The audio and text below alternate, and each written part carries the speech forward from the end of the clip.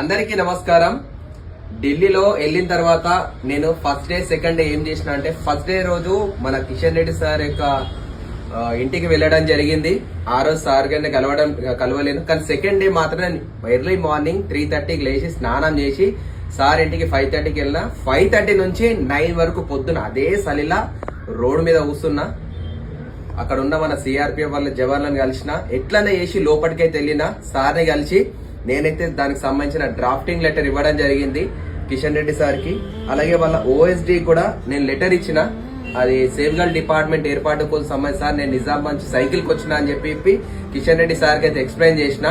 Sir అయితే OSD sir చెప్పి నా లెటర్ ప్యాడ్ తీసుకొని మోడీ గారి యొక్క అపాయింట్మెంట్ ట్రై చేయమని చెప్పిండు. నేనైతే 15 రోజులు చూసిన. కిషన్ రెడ్డి సార్ అయితే నాకు ఎటువంటి హెల్ప్ చేయలేదు. ఓఎస్డి సార్ కూడా ఖచ్చితంగా నేనైతే ఏదైనా ఒకటి చేస్తా, మోడీ గారి అపాయింట్మెంట్ కూడా ట్రై చేస్తాను, నాకు ఇన్ఫర్మేషన్ కూడా రాలేదు. సార్ యొక్క పిఏ సుధీర్ కూడా కాల్ చేసినాం. అన్న చూడుండ్రే, నేను మాలలు వచ్చిన 22 రోజులు 15 ఆడపిల్లలు చనిపోతున్నారు, ఈ డిపార్ట్మెంట్ వస్తే ఆడపిల్లల సంఖ్య పెంచొచ్చు, వినండి అంటే ఎవ్వరు కూడా నాకు రెస్పాన్స్ చేయలేదు. కిషన్ రెడ్డి సార్ కూడా నాకు రెస్పాన్స్ చేయలేదు. చాలా బాధ అనిపించింది.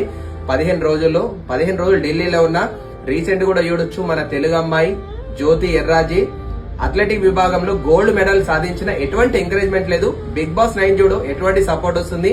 చైనా వాడేమో చైనాను డెవలప్ చేసుకుంటుండో, అమెరికా వాడు డెవలప్ చేసుకుంటుండో. కానీ మన వాళ్ళు మాత్రం అక్కడికి వెళ్ళి వాళ్ళ కంట్రీని డెవలప్ చేస్తారు.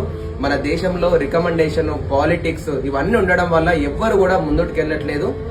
ఒకప్పుడు తెల్లోళ్ళు వచ్చి మనల్ని ఇక్కడ బానిసలు చేశారు. కానీ ఇప్పుడు మాత్రం మనం అక్కడికి వెళ్ళి మనం బానిసలం అవుతున్నాం. ప్రతి ఒక్కరు మన కంట్రీని రెస్పెక్ట్ చేయాలని, ప్రతి ఒక్కరు మన ఆడపిల్లల పుట్టుకను రెస్పెక్ట్ చేయాలని నేను కోరు. కానీ కిషన్ రెడ్డి సార్ మాత్రం నాకు ఎటువంటి రెస్పాన్స్ ఇవ్వలేదు.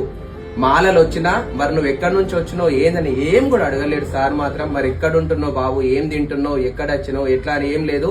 అంటే ఈ దేశంలో పాలిటిక్స్ ఎట్లున్నాయమని. కానీ నా ట్రై అయితే అంటెల్ చేస్తూనే ఉంటా. మళ్ళా వచ్చేసారి అయ్యప్ప మాల వేస్తా, మళ్ళా నా జర్నీ మళ్ళా నేను స్టార్ట్ చేస్తా. అంటే డే ఫస్ట్ రోజు సెకండ్ రోజు ఏం జరిగింది అనేది నేనైతే అప్డేట్ ఇస్తున్నా. కిషన్ రెడ్డి సార్ అయితే కలవడం జరిగింది. అంటే నాతో నేను ఎఫర్ట్స్ నేను పెట్టినా. ఎవ్రీ టైం కాల్ చేసా. మళ్ళా 4-5 సార్లు పోయినా కానీ ఎవ్వరు రెస్పాన్స్ ఇవ్వలేదు. నన్ను గేట్ లోపల కూడా రాలేదు. ఫస్ట్ డే వచ్చిన తర్వాత నన్ను రానియలేదు. అంటే ఈ అప్డేట్ ప్రతి ఒక్కరికి, అంటే మన దేశంలో ఏం జరుగుతుంది అనేది ప్రతి ఒక్కరికి తెలవాలి. అందుకోసం నీకు అప్డేట్ చెప్పడం జరుగుతుంది.